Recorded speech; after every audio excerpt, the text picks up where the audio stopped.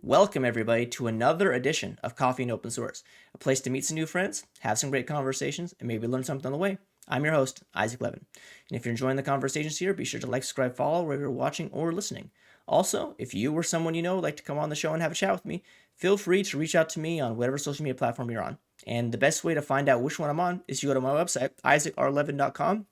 I see a list of all of them. And to be frank, I'm on too many.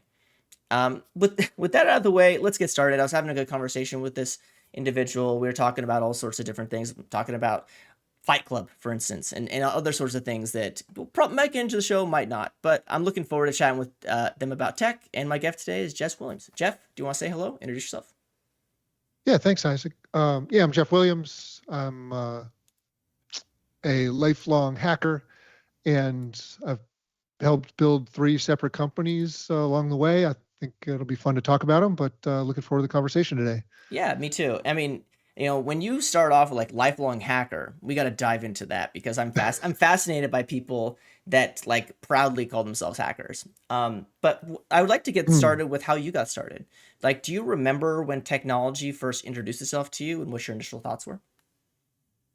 I'm dating myself a little bit, but like Mattel Electronic Football was probably the first thing, yeah. which is like the simplest game possible, but it was everything to us at that time. But really, I think the big experience I had was my folks took me to the Exploratorium in San Francisco, which is a science museum. Yeah. And while I was there, we did a lot of stuff while we were there, but I saw the Conway's Game of Life. Oh, yeah. And I got fascinated by it. They had a big display and you could set up the board and run it. And I just like watching that super complex behavior out of such simple rules. I don't know, it triggers something in me. And that same weekend, the family we were staying with had a Radio Shack color computer, and the adults went off and they played like, I don't know, gin rummy or something all night. But I stayed up all night working on the computer, like working through exercises and just like figuring it out. And my folks were like, "Oh, you got to have one of these things." So they got me one, and I just I don't know. I learned that thing all the way from the bottom to the top. I spent some of my high school years reverse engineering the operating system out of the ROMs in the computer, and just to figure out how it all worked. And so I've always just really enjoyed, digging into hard problems. I think I know the answer to this, but I'm going to ask it just because I think it's pretty interesting conversation.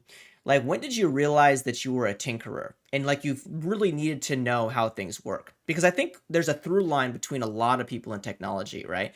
We're fascinated by things we don't understand and we have to like strive to understand them. And we do that through technology, right? And that manifests in different ways. Like some people want to mess around with Raspberry Pi, some people want to like get into the 3D graphics, like that sort of thing, and like figure out like how vectors work and like how to build video games. And some people want to get into like the security aspect of it, where it's like trying to breach hardware, breach software.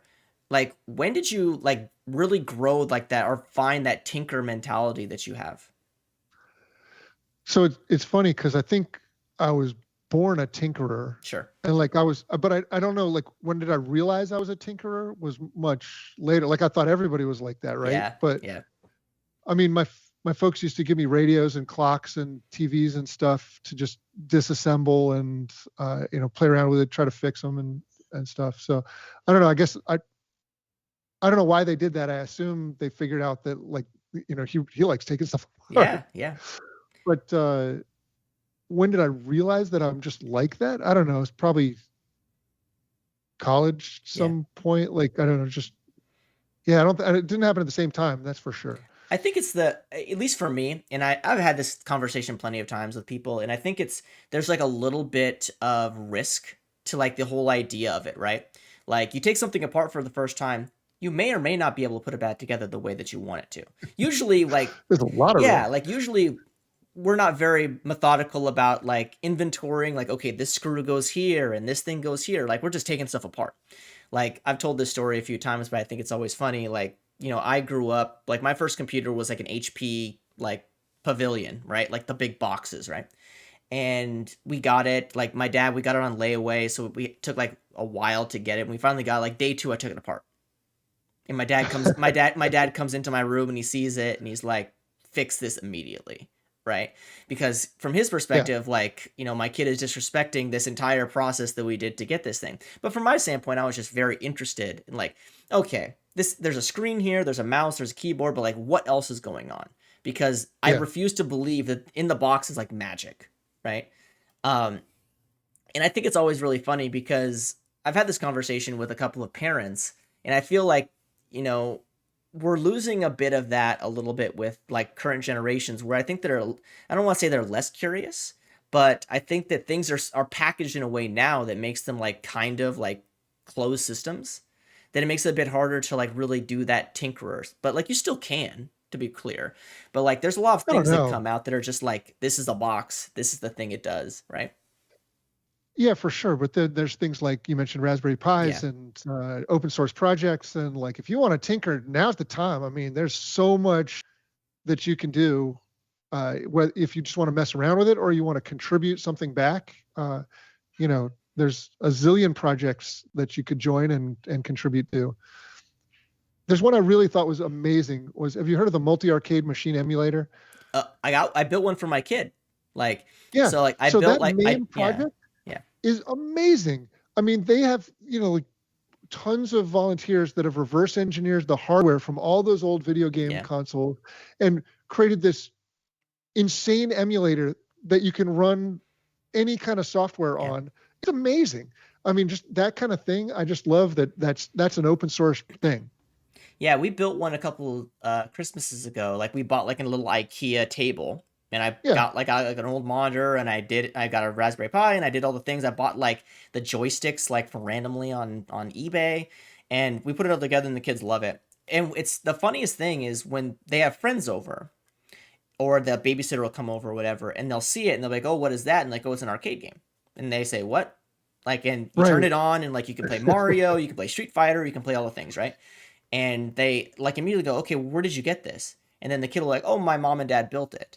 And then there's like this like epiphany for people that like aren't technical or like don't like tech. They're like, what do you mean you built it? Like there's this like questioning. It's like, what do you mean you did this thing?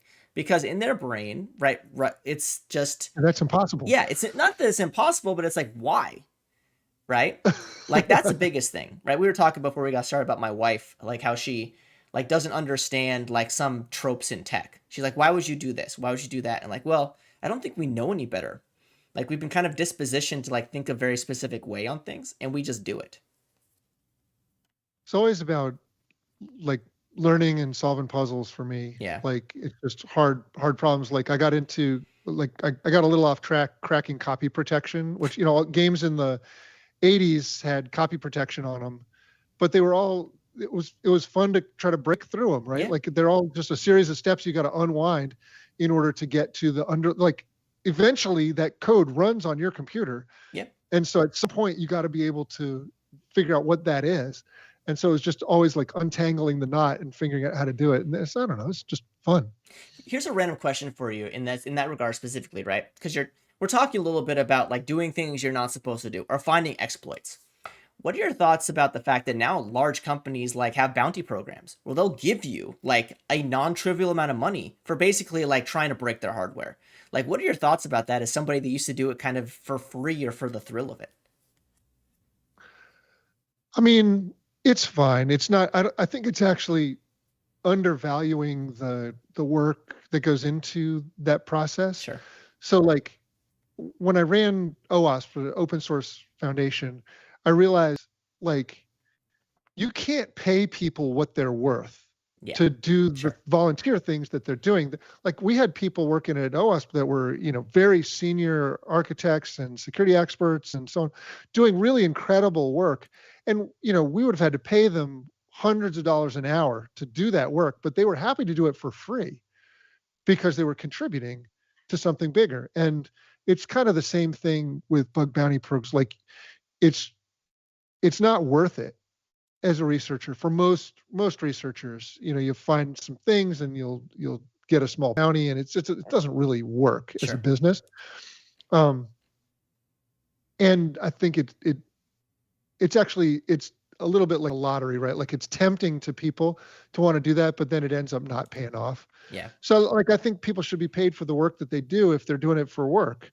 And it, bug bounty programs never really worked for me as a model. Sure.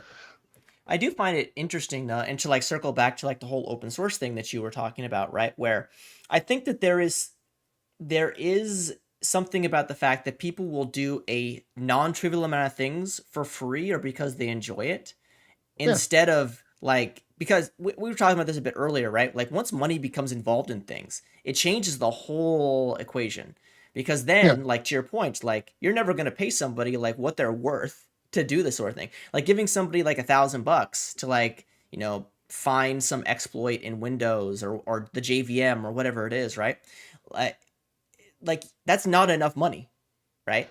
But like at scale, like you can't give everybody $100,000 or whatever it is, right?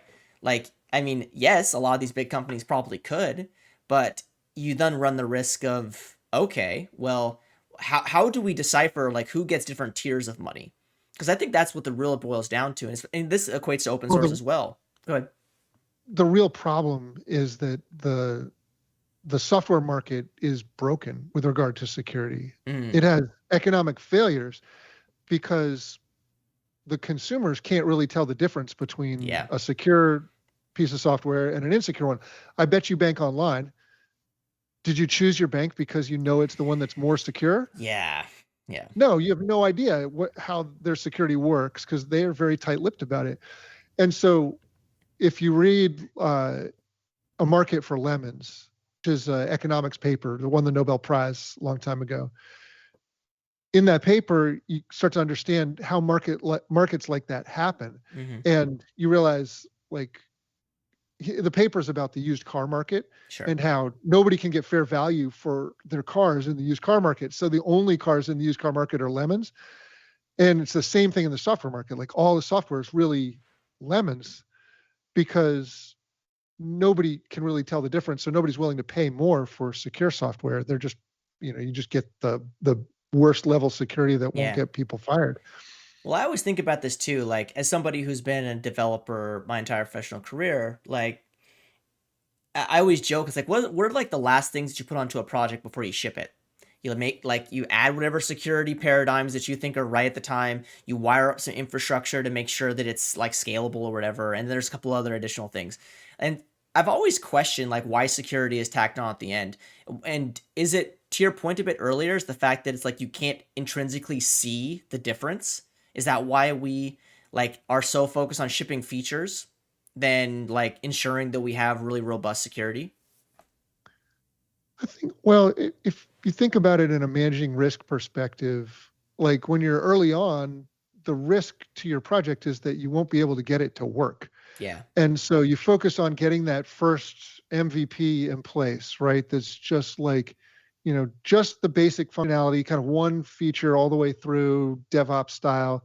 And the the right thing to do from a risk perspective is like get that working, make sure it's got the features, it's gonna work, and then figure out like, okay, where do we need to add security to get to a real MVP that's yeah, like minimum viable. And okay, so we'll add some authentication and maybe a little access control, maybe a few things.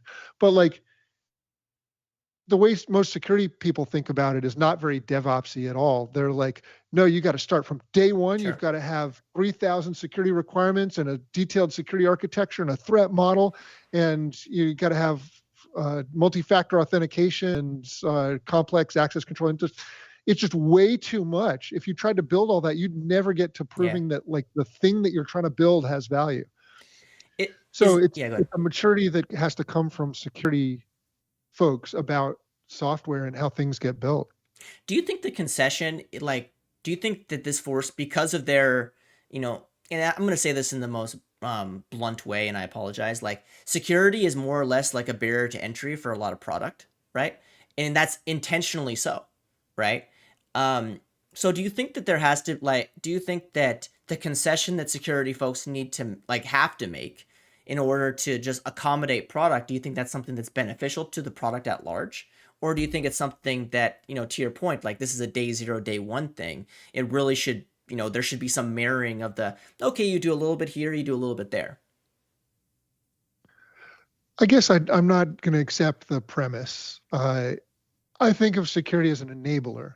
Sure, that's So fair. I like, you know, when I think about it, maybe I want to build a, a kiosk that can manage my stock portfolio in the middle of the downtown mall. Well, like security, I can't do that without security. Sure, Security is what sure. allows me to build that cool thing, just like brakes allow you to go fast in a car. And so that's when security becomes valuable and people realize like why we're doing the security for just like compliance sake, checking boxes and not really focused on real viable threats is when security gets in trouble. And unfortunately, you know, most of the stuff that security forces people to do doesn't track really closely to that kind of value. Do you think there's value in red teaming, like very, very early on in the process? Like, you know, just randomly have teams show up and like, okay, we're gonna break your software now, like while you're building it. Do you think that is helpful to the process? Because you see teams do that and companies try to facilitate that. And I think what ends up happening, and this is unfortunate, is that the security people kind of turn into bad guys or like villains in the story because, for face it, like they're basically kind of doing a lot of you shouldn't do this, you shouldn't do that, do it this way, do it that way, right? Like there isn't a, and this isn't fair either. Like there isn't a lot of positives in the security world, right? So like I'd love to get your thoughts on that.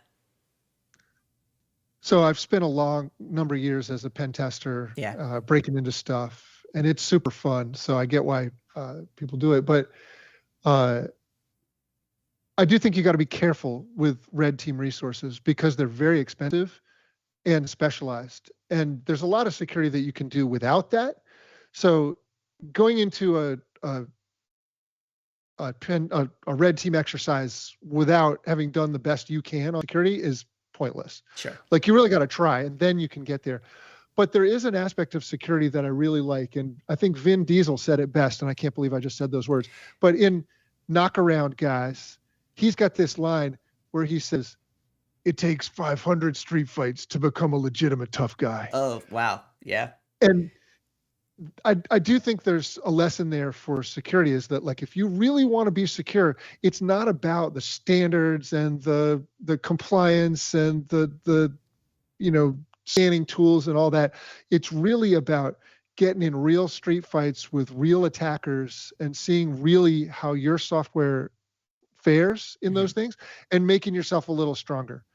And it's that responding to like what's happening in the real world, which is how you get really secure.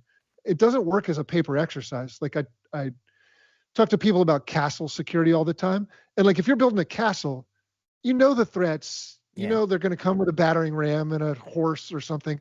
And you can build your castle to that and it never has to change. Yeah. But software is way different.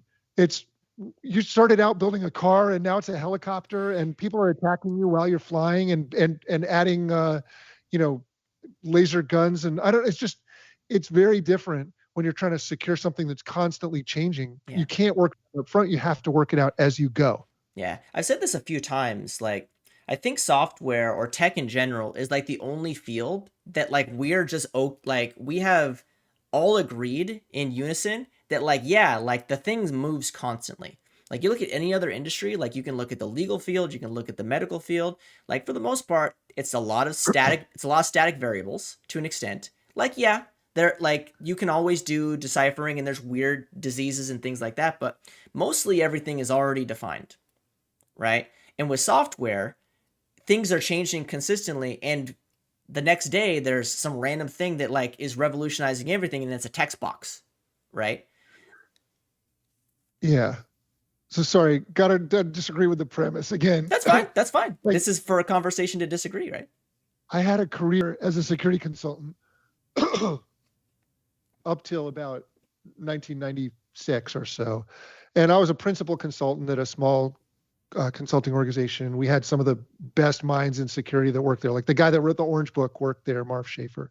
And I got to train under him. And Chuck Flieger, who wrote the book Security and Computing, that was like the training book Yeah. for everybody. So that's where I cut my teeth. And I became a principal consultant there. And I was working at the NSA. I taught in the InfoSec curriculum at the NSA. And um, then I decided that I wanted to get into cyber law. So I decided to Mm, go back to law school at night, and I put myself through law school, and I realized that, and I thought I knew everything. Like when I was going sure. into law school, I Sure. thought I'd got it all figured out. And then I went to law school and I realized I don't know anything. Yeah. And I got through law school and I realized like, wow, that's probably true for doctors and, plumbers and NASA scientists. And like, there's a million fields and they all move fast Hmm. and there's tons to keep on top of. But I just think in security, we do a particularly bad job of like keeping up with the latest thing and spending all our time worried about the old stuff Yeah. that might not even be relevant for the problem I'm working on now.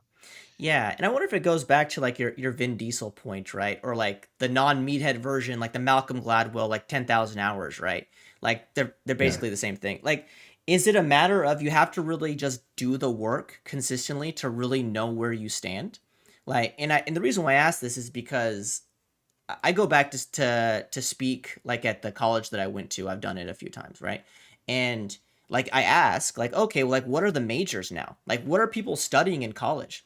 And what they tell me is a lot of security and a lot of like data and analytics. Like those are the new like big like Yeah. computer science, information systems curriculums, right? Because I think that we've all kind of acknowledged that like a lot of you can learn how to build an app, right, to an extent, right? Like, and a lot of people are probably going to be annoyed at me, like, oh, you not everybody can just build an app, but like for the most part, especially with AI, a lot of people just build an app.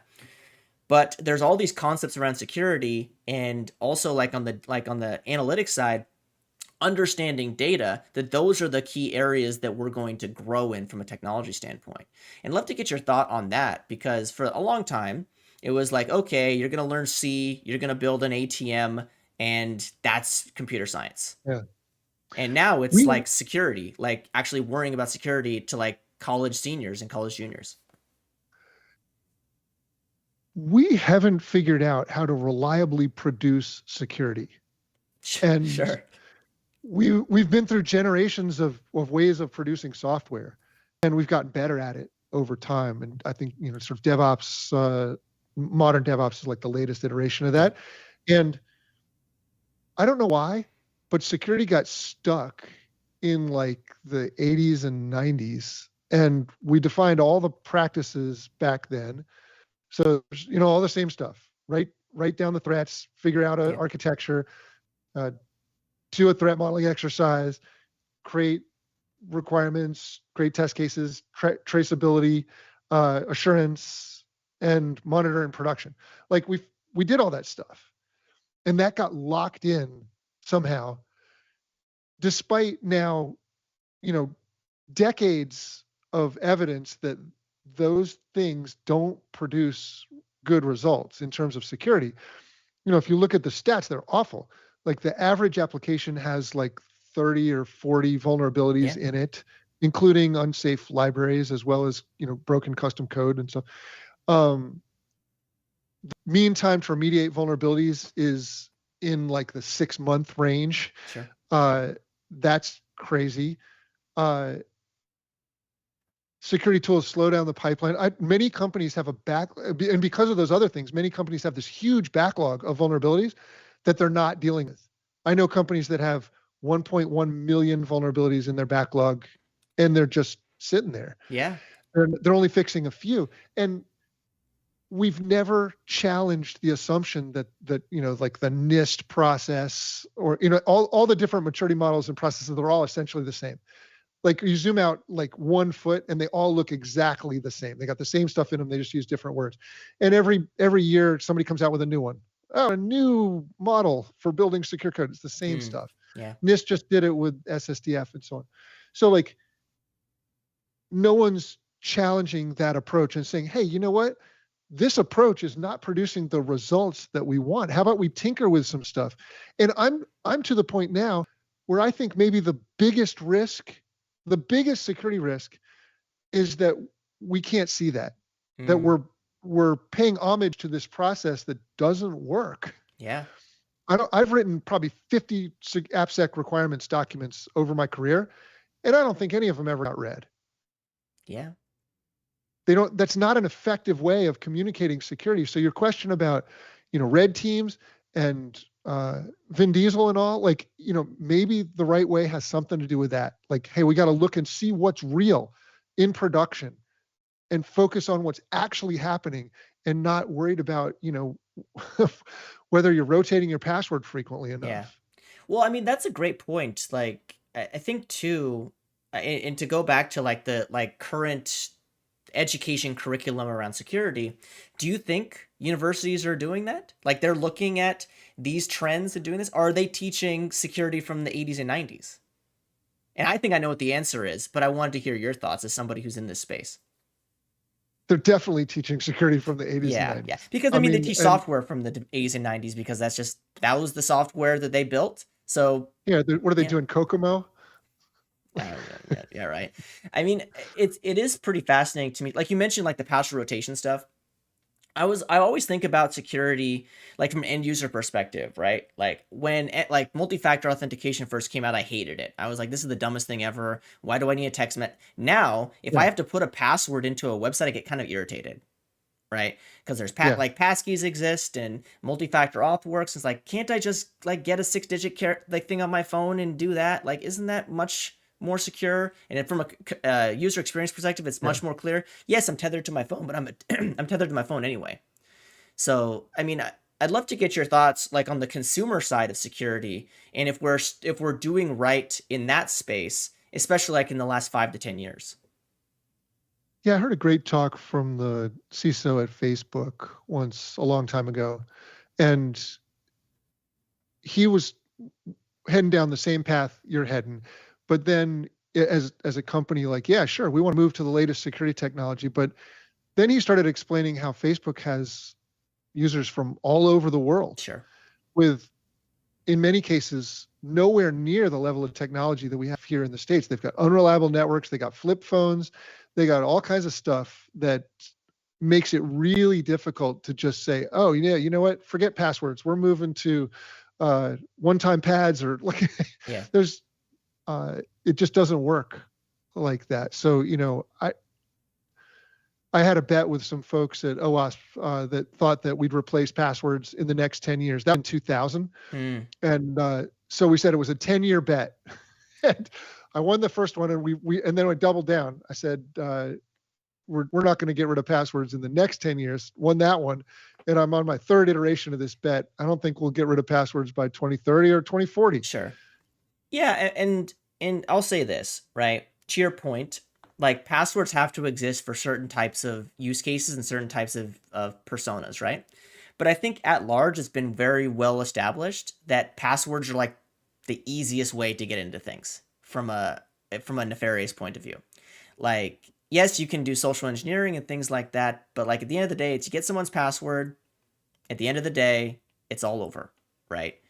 Yeah. And I think what I appreciate is somebody that, I have 1,000 things that I have logins to, and I always joke with people. It's like I put too much faith in Google and too much faith in like Facebook for like one-time logins or like Oh, third-party yeah. logins, right? And but from a ease of use perspective, like these things make my life substantially better because I don't need to remember a password. I just got to remember my Google auth, and then Google gets that data, and then whatever they want to do with it, I don't care if they know all of my information. They already do. Yeah. So I mean, from your So perspective, stealing go ahead. passwords is interesting, but it's not very, I mean, it's effective, but it's not very interesting, right? Like if you steal a bunch of passwords and then you can use those passwords to log into other sites with that same account, like because people share their passwords Sure. across stuff. That's effective, but it's boring. I think, I'm more focused on uh, the holes in software that allow attackers to get into that software and make it do their bidding. Yeah. I think that's kind of exciting, and it's different every time. So it's very difficult to deal with in the way that you would deal with passwords is, relatively limited. But like, the degrees of freedom on vulnerabilities that you can have in software is awesome. The CWE project at MITRE has 1,000 different CWEs. Those are common weakness enumeration. Sure. And every one of those weakness types is different and interesting and actually kind of counterintuitive when you get right down to it. So, when people start getting into security, they start understanding those vulnerabilities one at a time. Like, oh, now I know what SQL injection is. That's interesting. I wouldn't have thought of that Yeah. myself. And then you go on to, there's a bunch of types of injection, and then you're like, oh, and then there's XXE and rainbow tables, and there's a zillion different flaws. Every security mechanism has a bunch of flaws, and there's a bunch that are just crazy. Unsafe deserialization. Who thought of that? Like, oh, when I deserialize an object as a developer, Yeah. that can allow the attacker to take over my whole app. How would I Yeah. ever think of that? And Yeah. so, to get developers trained on all the different kinds of vulnerabilities so that they're capable of avoiding those things is really hard. It takes decades to really get good at all of those kinds of weaknesses and recognize them in all the different language platforms, all the different frameworks, all the different libraries, all the different coding idioms that you have. Yeah. It's mind-blowing how big that problem is. I don't disagree. I remember, I think I was in college when like my professor did like the SQL injection demo, right? Oh, here's a login. I'm just gonna put a SQL statement into the password for this login and see what happens. And then yeah, and I didn't really appreciate it as like a 20-year-old person, but over time, it really dawned on me that it's like, oh, like everything is vulnerable, like and Yeah. everything is a potential attack surface, right? And I think that's one of the things that a lot of people in technology, especially now that are getting started, they might not realize as much, because a lot, like to the point I made a bit earlier, we have a lot of dependency on open source projects. The assumption is that these projects are going to keep me safe. There's frameworks that exist that, look, thousands of companies use them, so it has to keep me safe. So we're kind of pushing kind of the responsibility away from us as developers to third parties. And with that, we lose a little bit of the, I don't want, intelligence is not there, right? We're the education around what really makes apps secure. And I guess my question to you, and this is a huge question that your mileage may vary, but like, how do we resolve that, and how do we get people to understand about security vulnerabilities at the developer level instead of just the macro app level? So you're right about the application stack gets taller and taller, Yeah. right? As we add on new layers of frameworks and libraries and so on. And it's leaky abstractions all the way down, Yeah. right? There's inconsistencies in the way that we thought that worked and how it actually works. And but I don't think that it really takes care of security for you. Actually, I think of application security as like the cream on top of the coffee, right? Like, it keeps rising up and new problems get created. So like we just created like a ton of stuff this past year, like agentic architectures and all kinds of AI technology that's now running in that space. And it's got a whole new set of problems. And so we just floated up a little ways, but nothing really went away about the old problems. Like, there's SQL injection is still in there down the stack a ways. Yeah. And if you don't use your SQL library right, you're going to have that problem. Yeah. And so I like the idea, like, if you could push security down into the stack and have the stack do everything for you, and you just get to write code, that would be great. But the problem is it never works, because developers need to do powerful things. Yeah. Like for certain apps, like, you might need to make an operating system call. Okay, well, then you've got to secure it.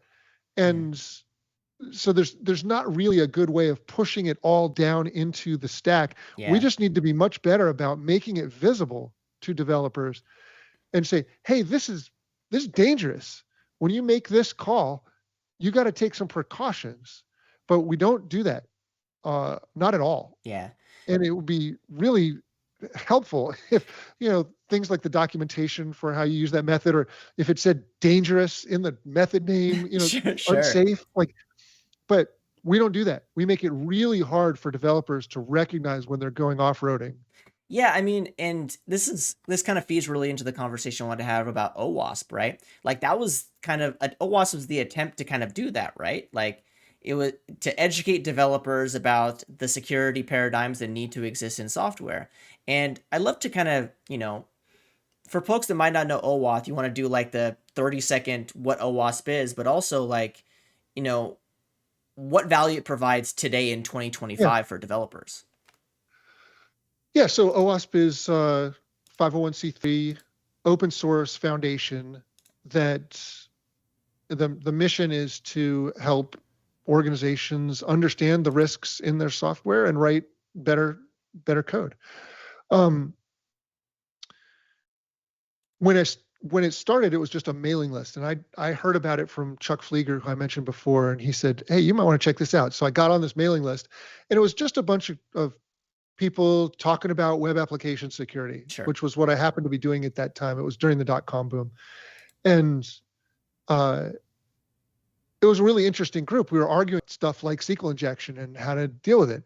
And I had been giving training classes to developers in secure coding. And so there was a little group of OWASP that was thinking about making a training environment to help people understand things like SQL injection and cross-site scripting Sure. and so on. And I already built that for my class that I was teaching, because it's way more fun to take a security class that's hands-on Yeah. and exploiting vulnerabilities than it is to have somebody lecture you about it. You get zero from that. And so I thought, and it was weird because I hadn't really done much open source stuff before, but I had this thought. I was like, well, if they build an environment like that, everyone's going to use that one and nobody's ever going to use mine. And so I was like, well, why don't I just donate it and make it open source and just see what happens? And it was so cool. I released it. People went crazy over it. People were talking about, by that time I had started a company, a consulting company in application security. And so people were talking about my company, AppSec Security, and they were saying like, these guys really know their stuff. And so I felt like I was doing something good in the world Yeah. and also doing some really cool guerrilla marketing for my company Yeah. at the same time. And I didn't feel dirty about that at all. I was like, no, we're giving this stuff away and helping people learn about AppSec. And so I kept working with OWASP. And later that year, I wrote the first OWASP top 10 and put that out. And we got such an amazing response. Like we got slash dotted, OWASP went down for like 2 or 3 days. Yeah. And it was another awesome experience. Like I could go to any company and say, hey, I'd love to come in and talk to you about application security, and tell your developers about the OWASP top 10. Sure. And so I was going into all these organizations, and it opened a lot of doors for me.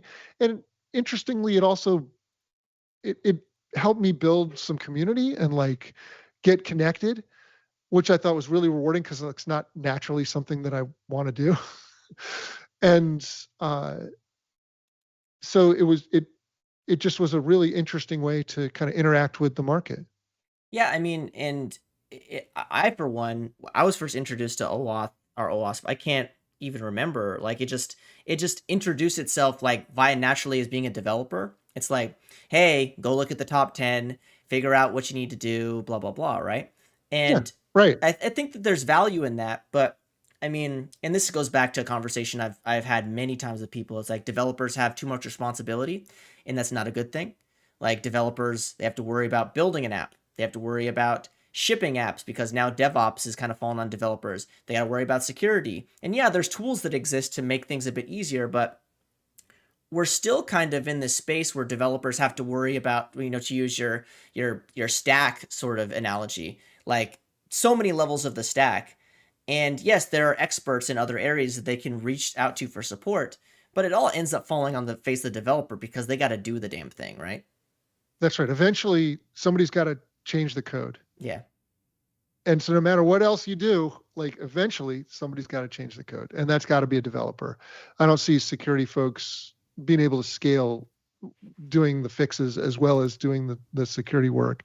So yeah, it's like I said, the process that we have now isn't working very Yeah. well, and people seem very reticent to change it. Like, try going into a organization and just saying, you know what, security requirements aren't working, we're not doing them anymore, Mm, and you'll get violent reactions from some people, even though I think it's pretty obvious that security requirements don't work. sure.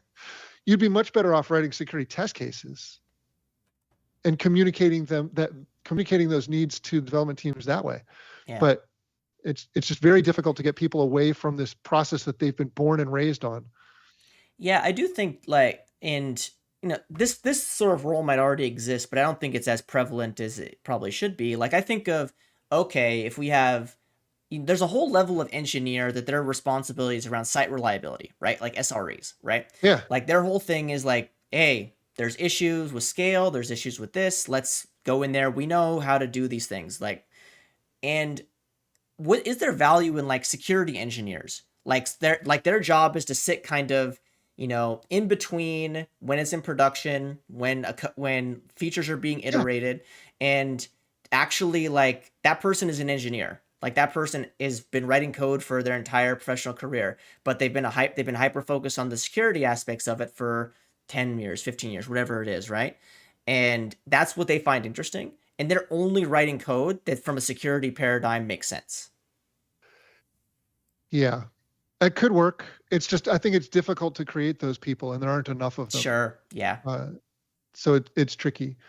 But I really do like the idea of having an engineering team that focuses on security and doing some of what you were talking about, taking security and pushing it into the stack. That's something I've seen work at organizations where they have a team that builds the security library Yeah. or builds the security aspects of the framework that they use to build applications. And by standardizing, they simplify the problem dramatically. Security is really hard because everybody has their own solution to cross-site scripting. Like there's, at one company, I found like 80 different HTML entity encoders, all of them broken. Well, almost all of them were broken. And so like, it's that kind of thing. Everybody reinvents the wheel over and over again. Sure. If you can standardize on a small set of security controls that work really well, I think that's powerful and lends to assurance. Yeah, and what we're talking about is quite frankly like figuring out a way to get security into the SDLC in a what's the best way in a more natural way than just shoving it at the end or forcing yourself into the conversation. And like I know that you're focusing in this area right now. Like do you want to talk a little bit about your opinion as to including security as a part of that, infinity sign and what you're thinking about in that regard? Yeah, it's really interesting because the market is evolving pretty quickly in the AppSec tool space. I think people are finally realizing that like static scanners don't have enough context to really be very accurate because they can only see, they only see a slice of the system that's getting built, right? Like they might see one repo in a system that's got, 20 different repos that combine to make the thing, and hundreds of libraries and a backend APIs, and it's a complex thing, but they're only looking at one piece. Sure. So they tend to find things that aren't exploitable. And I think, the estimates are like 95% of the things that static tools generate without context aren't really exploitable in production. And so my whole thing is, I think we need to look through the other end of the telescope, right? We got to focus on the things that are really present and exploitable in production and work backwards from there, right? Like, let's find those things, make sure we get those things fixed, and then we can start working down the list of priorities to, back to the things that are earlier in production. But right now, people are spending a lot of time locking down stuff that's not exploitable in production, which that's just foolish. We don't have enough time to waste in security. Yeah, and I think about it too, like for folks that don't know, like Jeff, he's co-founder of a company called Contrast Security. And one of the things that, when I looked at the website, the first thing that I saw that was fascinating is that you have a tagline like security without slowing down development, right? Yeah. And I think about as a developer, we had this conversation a few times now. Like the security guy knocks on my door and I know that I'm going to either be told I'm doing something wrong or I'm going to be told to do something that is going to slow down my iterative loop as a developer, right? Yeah. So how does contrast security attempt to resolve that? So we want to try to build more trust with Yeah, developers. And I think the way you do that is you deliver things that are real and things that are actually dangerous. And you have to be able to prove it.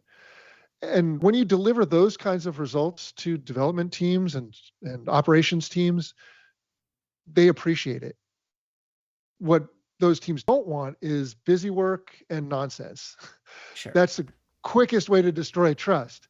And so I think, what we try to do is gather real information about what's going on in production.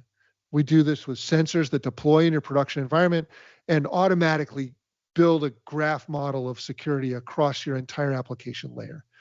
And then when we report stuff, it's because it's real. We don't just say, oh, it's a SQL injection, so it's critical, because Yeah, most SQL injections aren't. We look at factors from production like, hey, is that SQL injection connected to a critical database? Has it been discovered by attackers? Is it actually exploitable? Those kinds of things. That tells you that that's a critical SQL injection. But the SQL injection that's only in development, it hasn't even been yeah, pushed to production yet, that's not connected to a critical database and that hasn't been discovered by attackers, that's not critical. sure. And I think we got to get alignment on real criticality. Yeah, What happens when you start looking at what's real in production? If you have this huge backlog with hundreds of thousands of vulnerabilities or millions, what you see is most of them go down in risk when you start adding those extra factors. Most of them go down. The ones that stand out, those are the real ones. Those are the things that are actually dangerous in production, and that's what I want organizations to focus on first. And once you get it on top of those, and that might take you a little while depending on how sophisticated your organization sure. is, Yeah, but after you get a hold of those, then you can start going for less serious stuff. yeah, Like you can maybe start looking at the highs and then to the mediums and get down, but you're still always factoring what's real in production. yeah. I And mean, that's a view that most people don't, the shift left movement has moved the camera all the way over to the left sure. where there's no context and getting people crazy about these massive vulnerability numbers.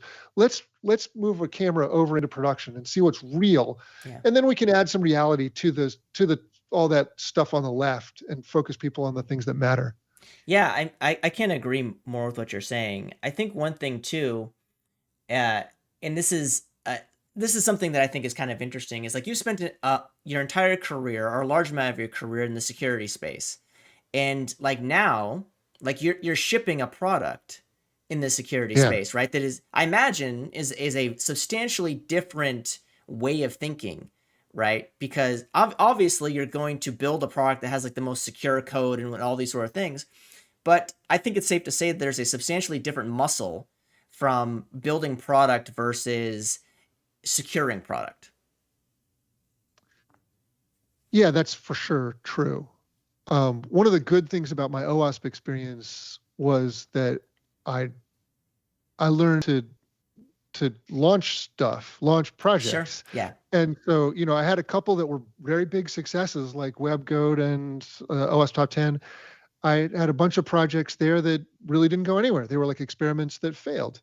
And that's fine.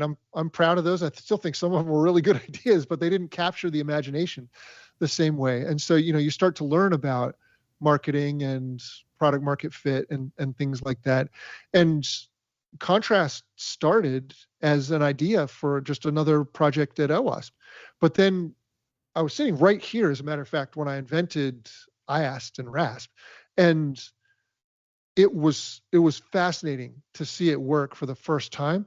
And I got addicted to this idea of automatically discovering vulnerabilities by Yeah. watching the software run. And then later we automatically detect attacks against those vulnerabilities by watching the software run. And it's just a very different kind of feel than like running a static tool on the source Sure. code. This was like watching it actually happen.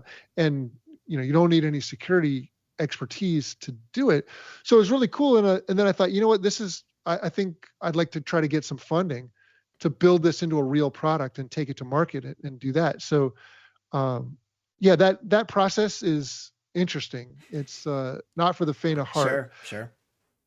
I mean, in especially it's top of mind, especially in this world. We talked a little bit about with AI, right? Like introducing a new layer to the developer stack and all Yeah, sorts of different things that developers haven't had to worry about.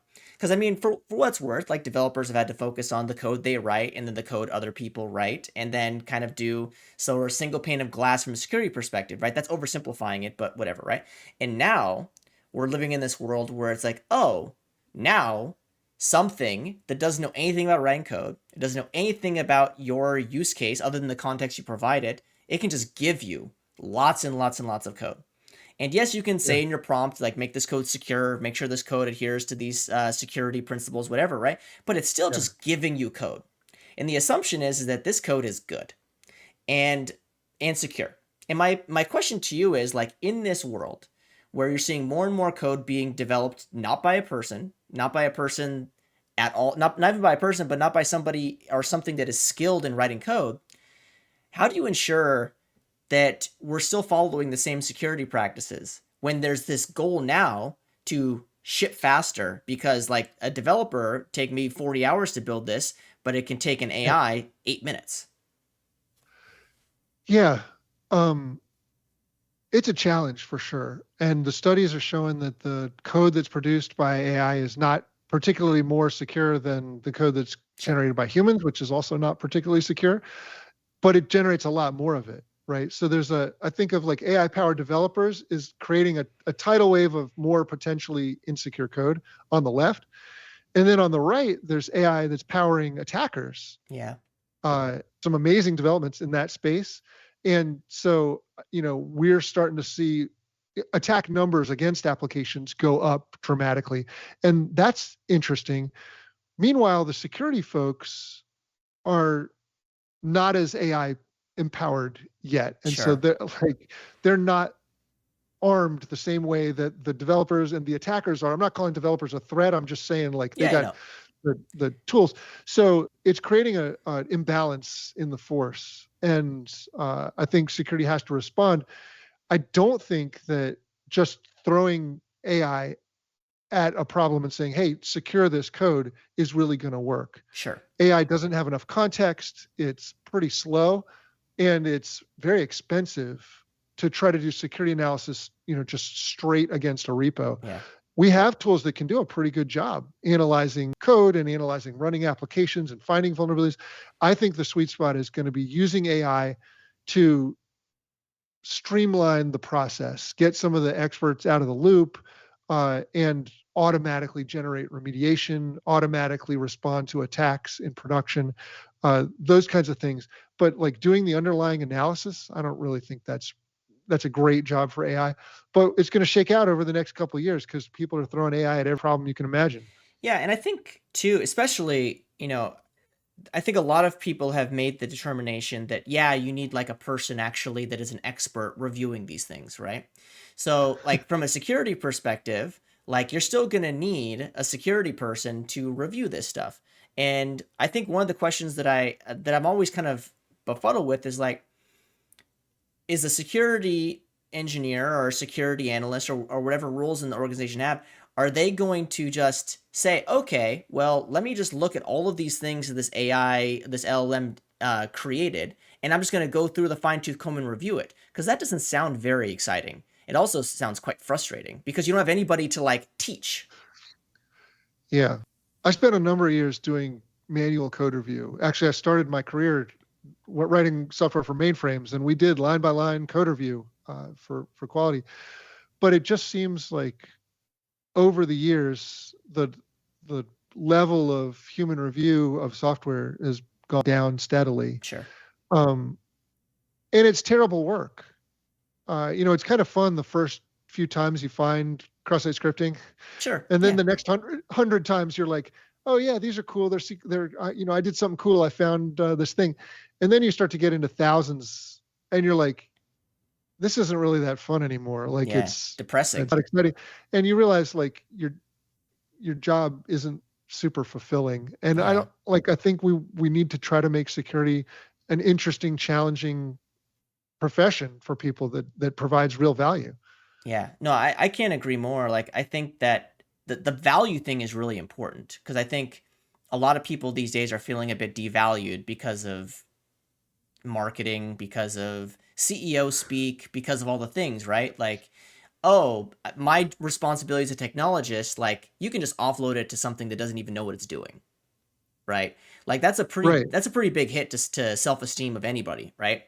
Um, and I specifically imagine folks that are in the security space that, let's be real, in technology, the level of respect for security folks could be much higher, right?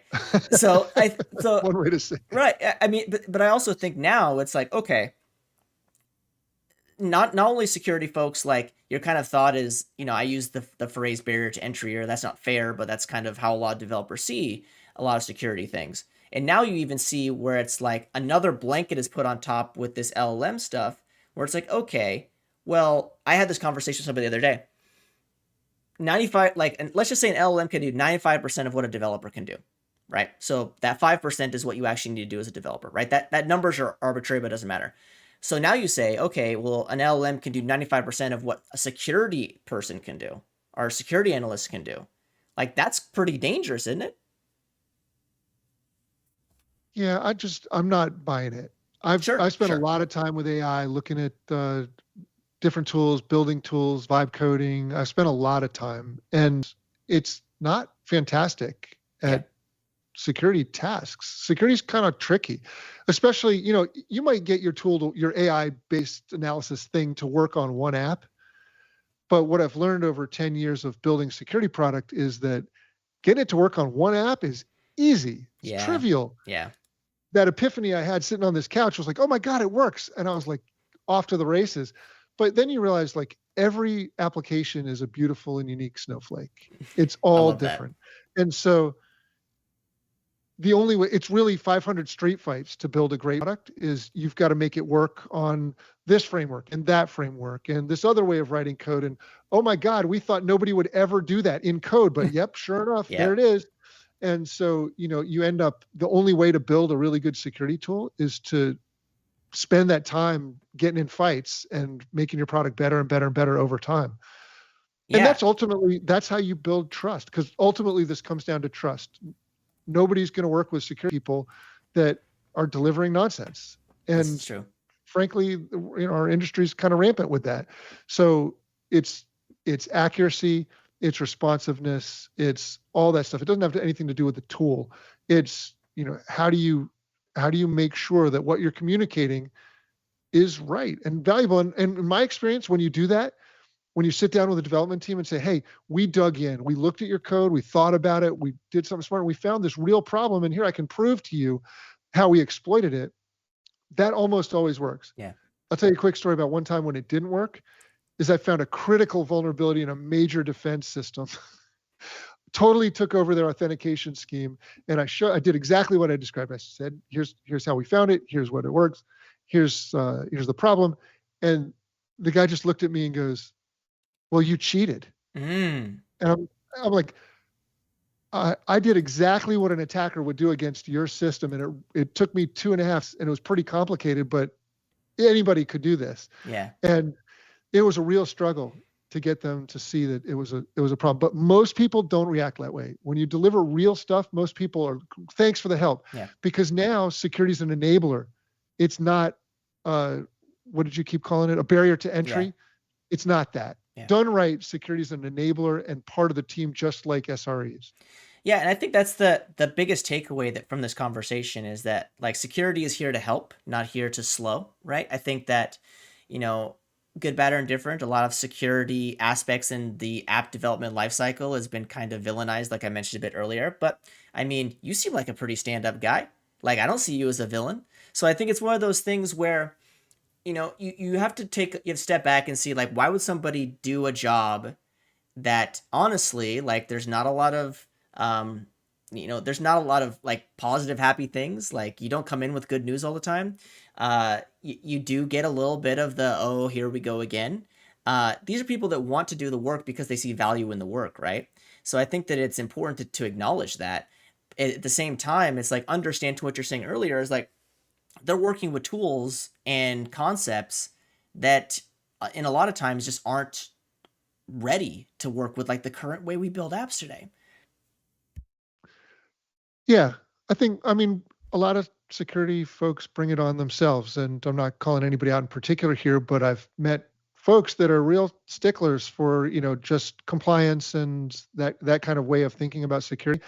I always try to get people to read the Phoenix Project Yeah. and think about how we could transform security into something that's much better. And of course, I always tell them to add some application detection response, some ADR to their production environment to get visibility into what's going on there. Because until you have visibility, you're not really going to understand what's going on. You're just doing security in a vacuum. Yeah, no, I agree. And with that, I want to thank you, Jeff, for your time today. Like this is was a great conversation. It's not very often I get to talk with people that have spent mostly their entire career in this security space with tactical knowledge, like building community, building companies in this space. So I just want to thank you for your time. And for folks that maybe not be aware of what Jeff is doing and what they're doing at Contrast Security, like you can find Jeff. One place is LinkedIn, Jeff Williams. There'll be links to some other places as well as contrastsecurity.com. I highly recommend taking a look at that. And there'll be some links down there below to that. So before we sign off, do you have any parting words, my friend? No, I appreciate the time today. To your listeners, get 1Password or some kind of password Sure. safe Yeah. I could not and agree learn to more. use it. Yeah, no, I use Bitwarden personally, but they no free ads, but I like Bitwarden. There's always a lot of other good tools in this space too. And I want to thank you again, Jeff, for being on the show today, and the folks watching live, and the folks listening in the future. My name is Isaac Levin. This has been Coffee and Open Source, and for my friend Jeff, I hope you enjoyed the rest of your day. Take care. Thanks, Isaac.